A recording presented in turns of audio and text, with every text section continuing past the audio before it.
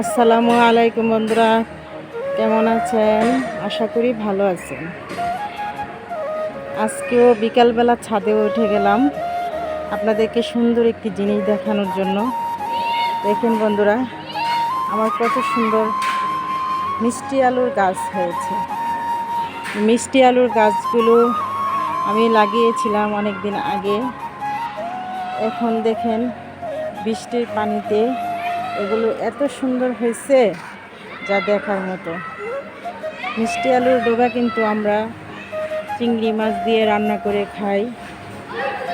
আপনারা কেউ খান কিনা আমাকে কমেন্টে জানাবেন।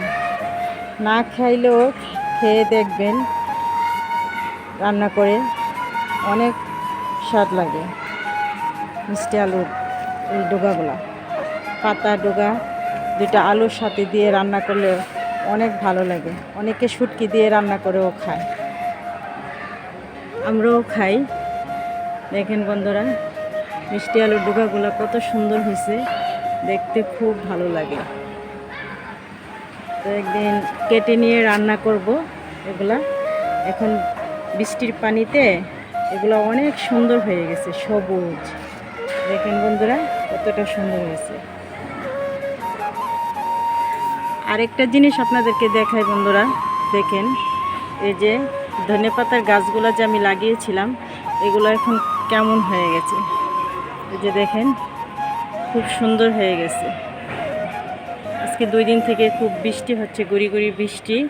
এই বৃষ্টিতে এই গাছগুলো অনেক সুন্দর হয়ে গেছে। আর বিকালবেলা দেখেন পাখি ডাকতেছে, অনেক ভালো লাগতেছে। এই যে দেখেন বন্ধুরা, কতগুলো করলার চারা হয়েছে। বাজার থেকে করলা এনেছিল, সেই পাকা বিচিগুলো আমি এখানে ফেলে দিয়েছিলাম। দেখেন করলার বিচি থেকে এই গাছগুলো এখন হয়ে গেছে। এগুলোতে আমি ঝাঁকা দিয়ে দিব, দেখি করলা ধরে কিনা। এই যে দেখেন বন্ধুরা, পাতা গাছগুলো, এই গাছগুলো কত সুন্দর হয়েছে। এভাবে আমরা যদি একটু ছাদের উপরে টুকটাক এরকম জিনিস লাগায় নিজেরা খেতে পারি তাহলে ভালোই লাগে।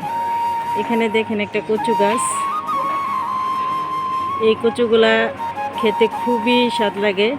এগুলো গলায় ধরে না, চুলকায় না। দেখেন বন্ধুরা, এখানেও আমার একটা কচু গাছ আছে। এই যে এটাও আমি লাগিয়েছি। দেখেন কত সুন্দর হয়ে গেছে। এই কচুগুলা রান্না করে খেতে খুব ভালো লাগে, গলা চুলকায় না এবং সিদ্ধ হয়ে যায় খুব তাড়াতাড়ি।